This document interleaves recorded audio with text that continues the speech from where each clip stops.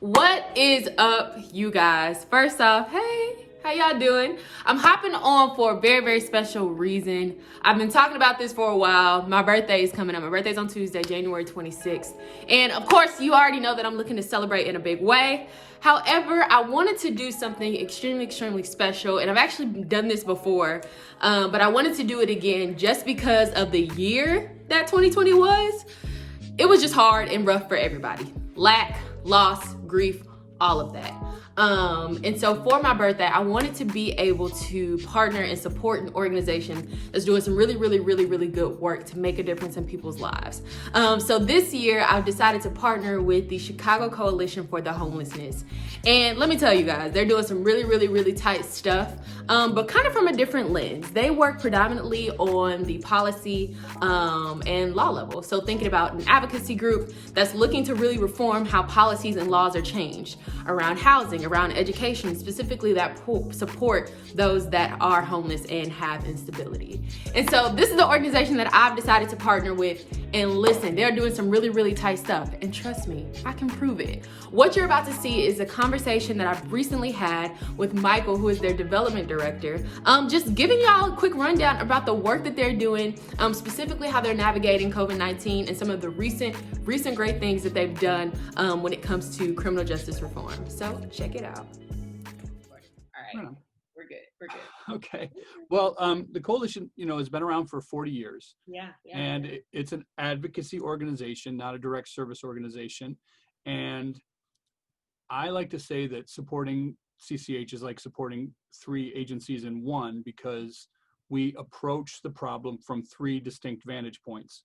We've got a public policy team, we've got a community organizing team, and we've got a legal services team. And they collaborate, of course, but that makes our tactics all the stronger, because we've got unique skill sets in each platform. Yeah. And when it was started, the coalition decided at the outset that it would never accept any public money, because it's very difficult to remain objective in advocacy if you're also being paid by the government. Even a portion of our budget, if even a portion of our budget was being paid by a federal, state, or local government, and then we found that their solutions to the issue were not working, it would be difficult for us to speak frankly. So or cut ties. We really appreciate all the support from individuals and private foundations, because that allows us to be very independent and serve as the watchdog and the real catalyst for change. During the pandemic, I guess I could just pivot right and talk about the pandemic, because obviously that was a change for everyone in America and the world. But it is definitely something that, it's hard to shelter in place when you don't have a place of your own. And we had to act quickly to kind of help inform policies that were being made on the fly. So we were in the room when, decisions were being made about, opening hotels so that folks could quarantine safely. We were the ones that pushed for porta potties and sanitation stations at encampments. We created one of the first mutual aid funds in the city right away. We started raising money so that because we knew that there would be a bite for folks that lost, we're all of a sudden, wage workers who are not able to work immediately with the shutdown. That's when you find out it's an abstract thing that people hear all the time, how people are just a few paychecks away. But then all of a sudden, when the whole country goes a few paychecks away, that's a danger. And sure, there was a moratorium on evictions, but people still got to eat. So we created a mutual aid fund. And I believe like within a couple of weeks, we raised close to $300,000. And it was really easy because people understood the need. And we opened up an application process for 5 days. And we designed the application so that it would be a very low threshold. It would be something that you could even call somebody and talk to somebody over the phone and fill out, and it would only take 10 minutes. And we didn't require a lot of hoops to jump through or documentation. All you had to really do is say, I need help, and here's why. And then at the center of it, and this is very much in keeping with our philosophy, we put people who were formerly homeless, who we call our leaders, to be the steering committee for this mutual aid fund. And they reviewed the applications and they determined who got aid. Mm-hmm. Mm-hmm. And we're proud of this work, but it also is one of those things where I think it demonstrates the severity of the need, because we opened the application for 5 days, and we were willing to give up to $500 per applicant. Okay. And we had enough money, I think it's like maybe, well, I got a figure right here. We had enough money for about 450 families if they were to choose the full 500, which almost everyone did. I mean, there were a few, just a rare few, where somebody's like, I just need $100, which was kind of unusual. Yeah. But most people were like, no, I could use the full 500, because they were already kind of, their backs were already against the wall before the pandemic hit. They were always, just kind of struggling. So that 5-day period, we had enough funds to help at first only about 400 people, and then we got some additional funds. And we got over 6,000 applications in that time period. Wow. So that just gives to show, like, the inequities. And it's just something that we've always said, it's housing is a human right. It's crucial for the health of our communities. And this pandemic has kind of underlined that. And so we were proud of the mutual aid fund that we did, but we realized that that's not a permanent solution. So we can't continue to do that. Like, we're going to go back to the work that we do. And some of that was, we created a resource guide for folks experiencing homelessness during COVID. And there's an app, a phone app called Streetlight that we helped develop, that we continually update and monitor, where people can download it. It's a free app, and it helps connect homeless youth with services. And that needed almost an immediate overhaul, so that they could know what kind of help was out there. Mm-hmm. We have deep connections with Chicago Public Schools, and so we worked with them to make sure that homeless students were not left in the lurch without equipment, like laptops and Wi-Fi hotspots and stuff like that. And then our legal team helped homeless Chicagoans access stimulus payments through the CARES Act. Because a lot of this is just kind of like, there's a lot of the digital divide and the housing divide, and all of these things, they work in combination to kind of keep people down. And, while we're all kind of scared, we were all scared at the start. It's hard. It's so long ago, it's hard to remember how we all just didn't know anything. And we were all just like, how many times do I have to wash my hands? And what do I have to sanitize? Well, what if you don't have those things, You don't have access to those. Yeah. So we just did a lot of those things. And there, I can think of another example. There was a really awful hate crime at an encampment at Belmont and Kedzie, where a fire was set to an entire encampment, and the folks that lived there, they lost everything. So we started up another fund, and we helped administer that with cash cards. And but the things that we do are often things that we hope will last and be a permanent assist. Yeah. So like a recent example is we took on a case that was just decided after a year of work, that now makes it unlawful for any municipality in Illinois to create their own anti-panhandling laws. So basically, and you said this is recent? Yeah. It just happened within, I think, like a week and a half ago. I can send you a link about it too. But I mean, so basically, asking for help is free speech, and it should not be. You shouldn't be fined. You shouldn't be harassed for it. You shouldn't be, threatened to be thrown in jail. These things, it's a violation of your free speech. You should be able to ask for help. Yeah. And so, our legal team took on this case, and we did this.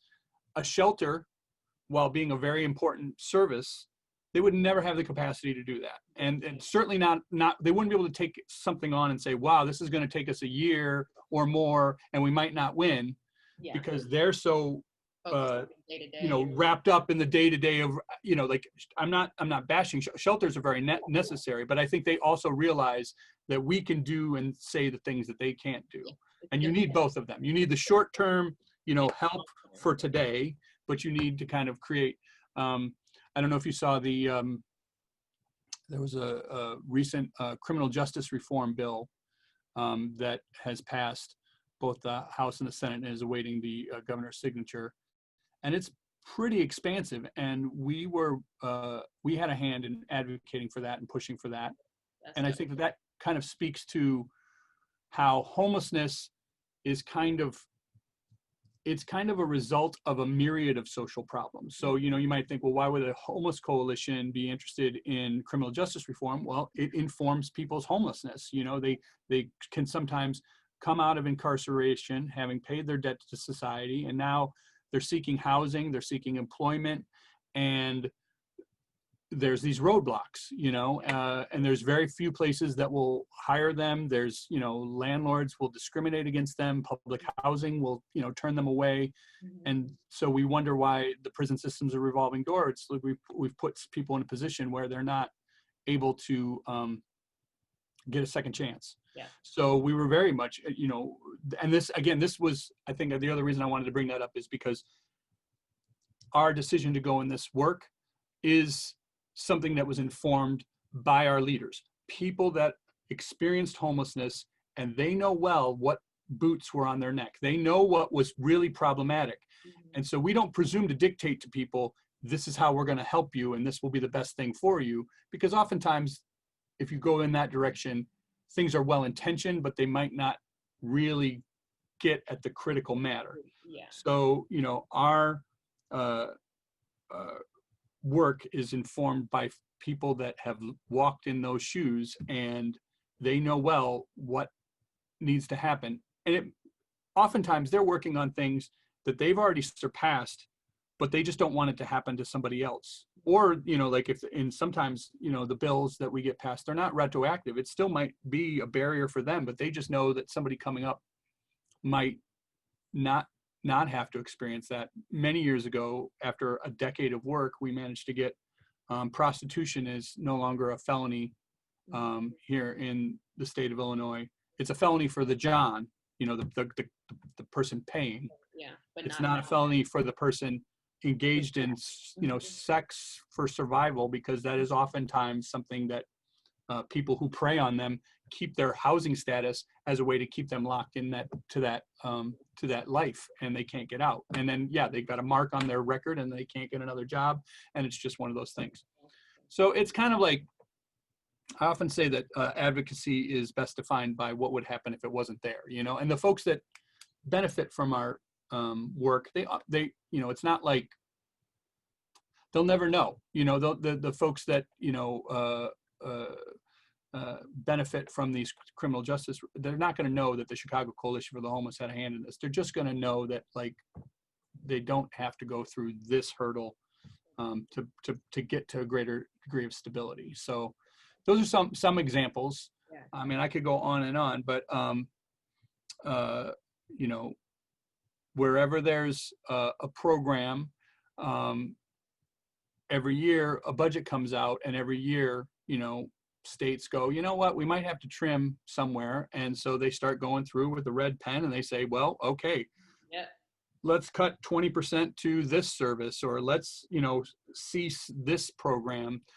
And, somebody's got to push back. So we're kind of like the lobbyist for this, for this issue.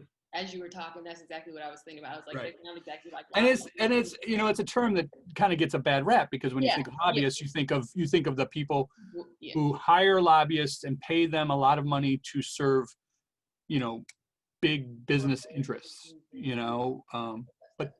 but community groups and community organizers, that's what they are as well, Yeah. And we often bring people to speak in the corridors of power about their life experience, and that is often what moves politicians and policymakers to make changes to laws and create new programs and find funding, because when they see that, it develops a deeper understanding. Yeah. You know, we often, the people in the public, you know, I often get people calling me up and saying, there's this person on the street, I pass them by every day, you know, what can I do? And part of that question is they want to know, you know, what happened to that person? And, you know, why are they not able to lift themselves out of this situation? And so then, but then they go and they think about the things like, can I give them some food? Can I give them a nice piece of clothing? And, you know, while those are nice gestures, they're directed at the donor to make them feel better. It's not gonna be the fact that, you know, this person needs job training and they need their job to pay a housing wage, and, you know, right. So we're at all of those places, you know, fighting for a living wage, trying to increase people's access to quality health care, making sure that the educational rights of homeless children are not, you know, neglected or, you know, infringed upon due to budget cuts, you know, and, you know, and then basically housing, you know, that housing, you know, when the city proposes a development or a partnership, you know, we're there saying, you know, you need to set aside, you know, this much of it for affordable housing, and then arguing about like what is truly affordable housing. And so sometimes we like to collaborate with we would prefer to collaborate, but sometimes it means, you know, bringing out to light and kind of, you know, embarrassing people into doing the right thing. I like to say we have no permanent enemies and no permanent allies. You know, we are this work is inherently political because, you know, the laws, what affects a person when they're in poverty are the laws.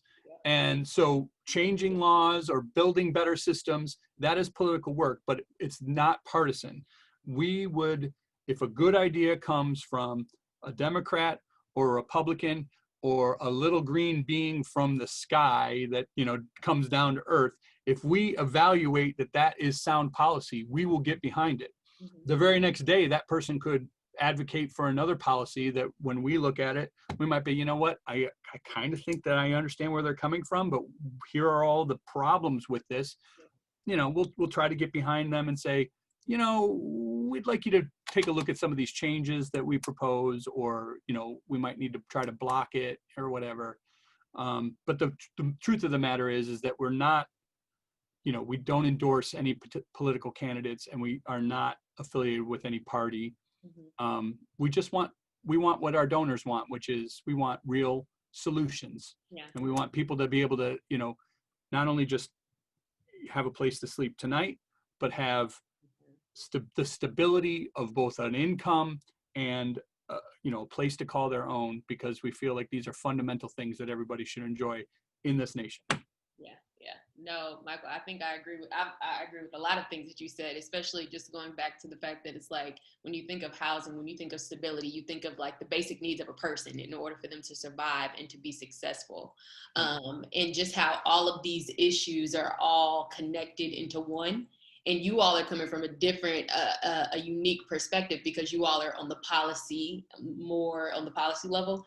And I think sometimes when you think of like organizations more grassroots, the policy, like, it doesn't necessarily connect to what's happening on the ground. And so the fact that you all are on that particular level and influencing how things are going, the policies, the laws are in place to be able to help people who have the instability, I think is really, really, really, really tight. So once again, thank you for sharing. No problem. Wasn't that tight though? So yes, they're doing some really, really tight stuff. And yes, we are supporting the Chicago Coalition for the Homelessness. And you notice how I said we, right?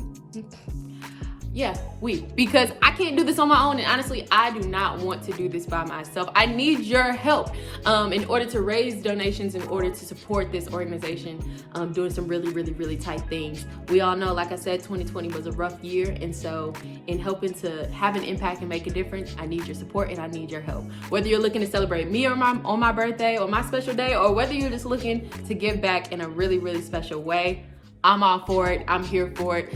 The campaign is going to be running for 2 weeks, starting today, January 24th.